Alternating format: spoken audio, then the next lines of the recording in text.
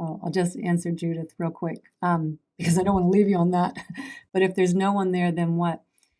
You are still there, just not who you have thought yourself to be. We still exist. This is a lot of the fear people have. Well, I don't exist. You exist. You're there. I'm here.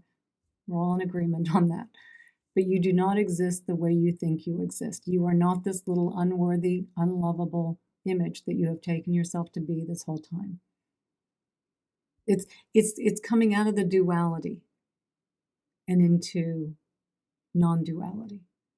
Still here, just you, without all the burden of worrying of what everyone thinks about you, of what you think about you, without the guilt, without the jealousy, without the comparing, without the chasing, without the resisting, all of that. It's you without all of that stuff, right? It's you with compassion and love and kindness and gratitude and appreciation and generosity. Not that you don't experience difficult things, but an understanding, there's just this moment to deal with it. I can bear anything in this moment. We're going to talk, again, we'll talk about the resisting next week. So, and thank you, Lucilla. So yes, Judith, you still exist. You still exist. You exist, when you're in deep meditation, sorry, one more quick thing. When you're in deep meditation, whether you're doing self-inquiry, whether you're doing mindfulness, concentration, and there are no thoughts. You're fully present, you're there. You're still there. It's just that unworthy image of who you've carried around about yourself your whole life is gone. And all of the chasing and happiness over it, it's all gone.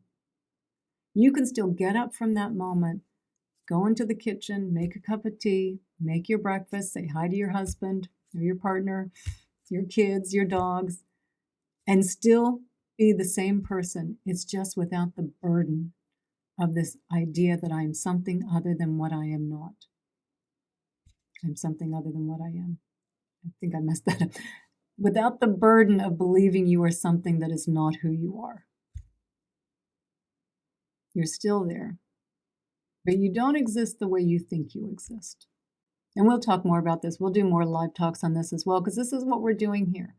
We're waking up from the illusion. We're waking up from it. And I will tell you, it is far better to see through the illusion. What scares us, we do get a little scared sometimes about, we've identified just our whole lives with that ego. It's a little scary to leave it behind. And yet that's where all your suffering is coming from as well.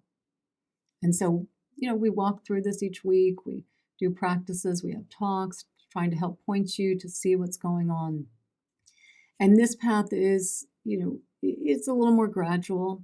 Even the path of self-inquiry, which is what I kind of weave in a lot with Buddhism.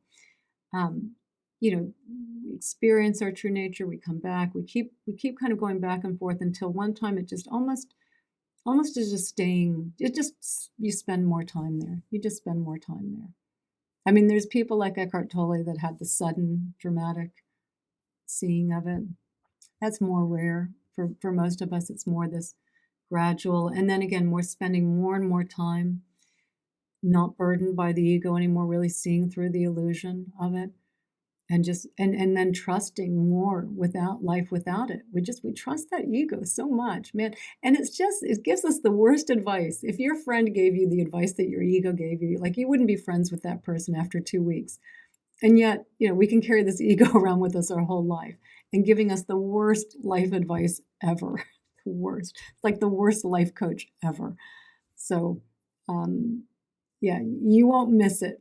You won't miss it once you see. Okay. All right. Thank you guys so much. Thank you.